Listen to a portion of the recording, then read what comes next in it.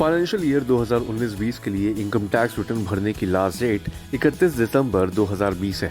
Assessment year 2020-21 का tax return file करने के लिए अंतिम समय का इंतजार करना सही नहीं है, बल्कि इसे जल्द से जल्द पूरा कर दें तो बेहतर।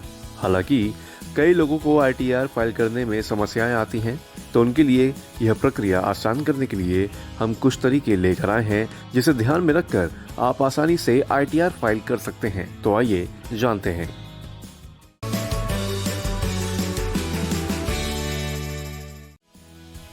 फाइनेंशियल ईयर 20 का फॉर्म 26AS और फाइनेंशियल ईयर 19 का टैक्स रिटर्न डाउनलोड करें।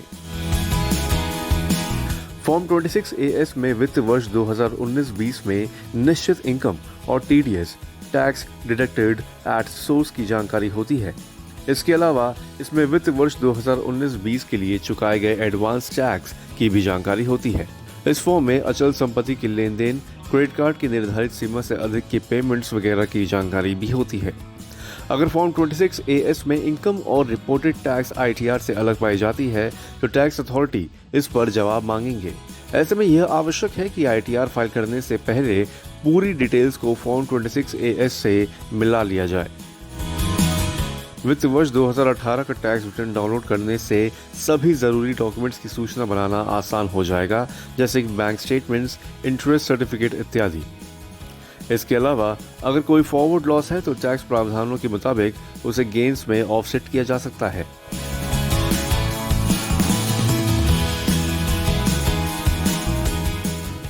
भारतीय टैक्स कानून के मुताबिक किसी इंडिविजुअल के रेसिडेंशियल स्टेटस के आधार पर उसकी टैक्स लायबिलिटी निर्धारित की जाती है।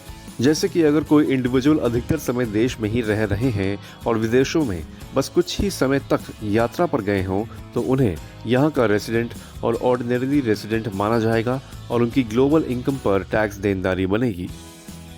यानी अगर उस रेसिडेंशियल की विदेशों से भी कोई आय हुई है तो उस पर यहाँ टैक्स देनदारी बनेगी।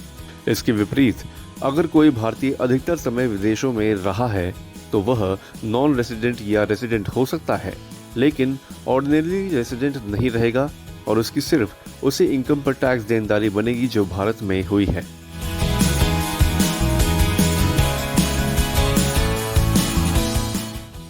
ITR फाइल करते समय सबसे अधिक जरूरी है कि ITR फॉर्म एकदम सही चुनें। यह कई फैक्टर्स पर निर्भर करता है, जैसे कि इनकम हेड, इंडिविजुअल से रेसिडेंशियल स्टेटस इत्यादि। गलत ITR फॉर्म चुनने से टैक्स रिटर्न फाइलिंग या तो डिफेक्टिव हो जाएगा या अवैध माना जाएगा।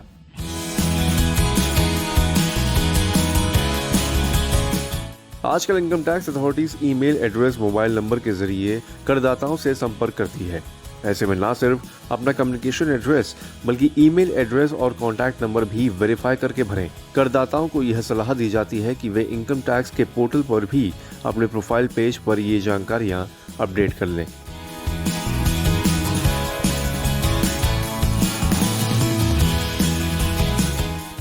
Form 16 rental agreement, property tax receipts, home loan के लिए interest certificates, bank statements, bank loan के interest certificates, capital gain statements, tax saving investments जैसे कि मेडिक्लेम, इंश्योरेंस प्रीमियम, डोनेशन जैसे दस्तावेज तैयार रखें। बैंक स्टेटमेंट्स को एक बार चेक करना जरूरी है कि कोई इनकम या एसेट टैक्स रिटर्न में दिखाने से छूट तो नहीं गया।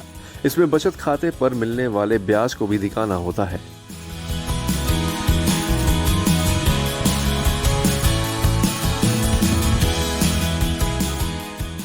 टैक्स प्रावधानों के मुताबिक एग्जेम्प्ट इनकम पर टैक्स देनदारी नहीं बनती है। हालांकि इसके बावजूद इस आय को टैक्स रिटर्न में दिखाना चाहिए। इस प्रकार की आय के लिए प्रॉपर डॉक्यूमेंट जरूरी हैं, क्योंकि अगर यह राशि अधिक हो जाती है तो टैक्स अथॉरिटी स्क्रूटनी भी कर सकती है।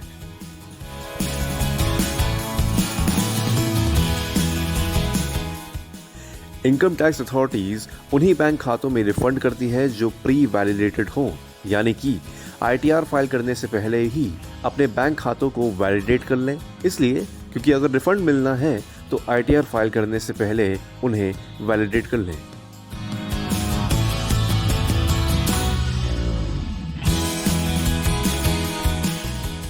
अगर किसी इंडिविजुअल के पास विदेशों में संपत्ति है या भारत के बाहर किसी भी बैंक में अकाउंट है और वह रेसिडेंट और ऑर्डिनरी रेसिडेंट के तौर पर आता है, तो टैक्स रिटर्न में विदेशों से हुई आय को दिखाना होगा, क्योंकि इस पर टैक्स देनदारी बनेगी।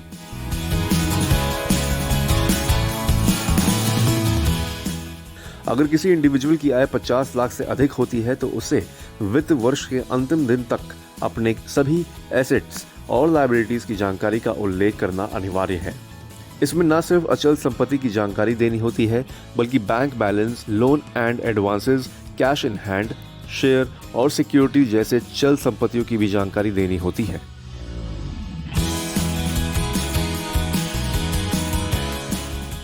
अगर कोई रिटर्न बिना वेरिफिकेशन के फाइल कर दिया गया है तो वह इनवैलिड माना जाएगा। ऐसे में ऑनलाइन रिटर्न फाइल करने के बाद उसे 120 दिनों के भीतर आधार नेट बैंकिंग ऑप्शन के जरिए वेरीफाई करना होता है।